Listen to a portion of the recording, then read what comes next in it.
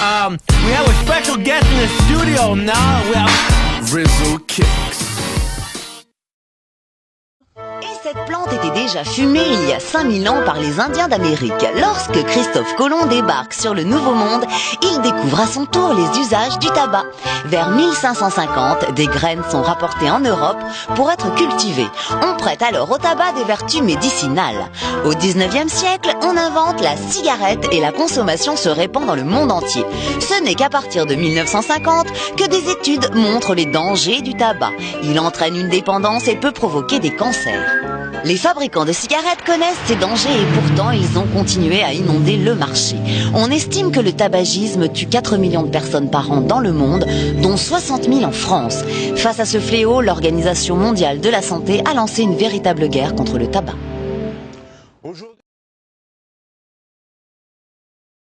Mesdames, Messieurs, si je vous ai fait venir en urgence, c'est que nous avons un énorme problème.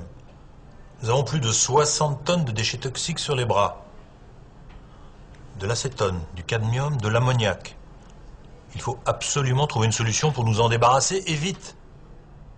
J'attends vos propositions. On peut pas les envoyer dans une usine de retraitement? Non, trop cher. Faut faire comme la dernière fois, on achète un terrain et on les enfouit discrètement. Non mais c'est fini cette époque, on aura les écolos sur le dos en moins de 24 heures. Et les embarquer vers un pays moins regardant? Non mais c'est tout. Vous pouvez pas me trouver une solution plus simple, plus économique, plus efficace? Et si on les faisait avaler aux gens? Avaler? Mais c'est des trucs dégueulasses, ils vont s'en rendre compte. Non, à petite dose, un peu tous les jours. Ils se rendront compte de rien. Le tout, c'est de les habituer le plus tôt possible. Avec des jeunes, par exemple. Au marketing, les gars n'ont qu'à leur suggérer que c'est cool et rebelle. Ça marche à tous les coups. Mais ça se présenterait comment, votre truc, là? Je crois que je vois assez bien comment ça pourrait être.